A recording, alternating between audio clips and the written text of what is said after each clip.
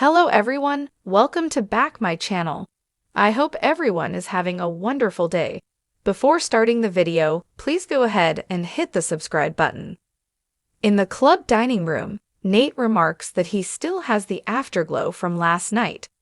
Audra laughs as he says he knows chemistry when he sees it. She tells him he needs to go before the department store CEO she's meeting with arrives. He's impressed that she's trying to expand her market. Nate teases that he wouldn't want to be a distraction. Audra confides that Bob Elton has been dealing exclusively with Kyle, but she's going to make it so he'll want to work with her only. Nate thinks it's a shame she has to expend so much energy trying to outmaneuver her partner.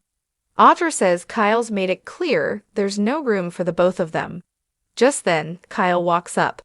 Audra asks what he's doing there. Kyle's getting breakfast to celebrate the meeting he just had with Bob Elton.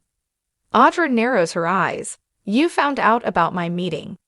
Kyle asks if she really thought she could work her charm on his biggest retail prospect. Nate gets involved and Audra tells him it's Oak. Claire walks in and watches as Nate tells Audra to handle her business and leaves the table. He tells Claire that she'll have to wait if she's there to see Kyle. At the table, Kyle tells Audra that he's already 3 steps ahead of her. She finds out he called a supplier and canceled her order for product samples she planned to pitch to Victor. At the bar, Nate tells Claire that business can be cutthroat. He notes her grandfather is a heavyweight. He muses that he thought the egos were big in the operating rooms, but CEOs are next level. The desire for power is a disease as serious as a heart attack. Claire references her past. One thing she's learned is that power struggles and vendettas rarely end well for anyone involved. At Audra's table, Kyle fumes that Bob was his contact. Audra only planned the meeting with Elton because he tried to sabotage him with Victor. Kyle complains about her lack of loyalty and warns he'll do whatever it takes to get her out of Glissade. Jack arrives at home and finds Billy there, on his way out after having breakfast with Tracy. Jack wants to chat, but his brother warns he won't change his plans for Abbott Chancellor.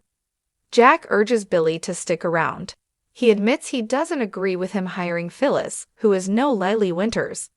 Billy argues that Phyllis has had his back as opposed to trying to stick a knife in it.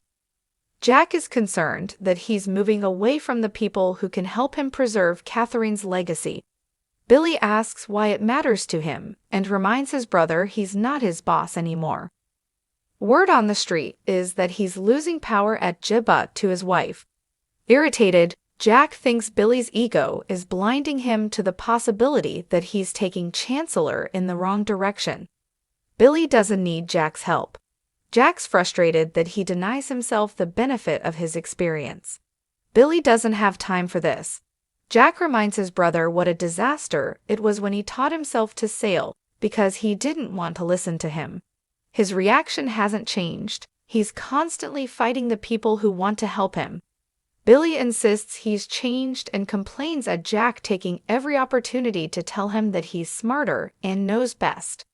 Jack rants that he still has a chip on his shoulder. Billy knows his worth and believes in the vision he has for Abbott Chancellor. He won't let anyone trample on it, including Victor. Jack's head snaps up. Wait. What does Victor have to do with any of this? Billy admits that Victor's waiting for him to make a mistake, but he's not going to do that. Jack says he already has. He fired Lily. Billy says Lily was committed to getting him out of the company. He had to react. Jack thinks Victor's ploy is working. He's got him on the defensive already. Billy counters that he may knock him down first. He has someone on the inside at Newman who is in his corner. Victoria. Jack guesses she's trying to protect her children. Billy says she'd offered to buy him out, but his company's not for sale. Jack feels Victor can't be too happy about his daughter trying to cut a deal behind his back. At Society, Victor compliments Victoria's work. She reminds him how good she is at his job.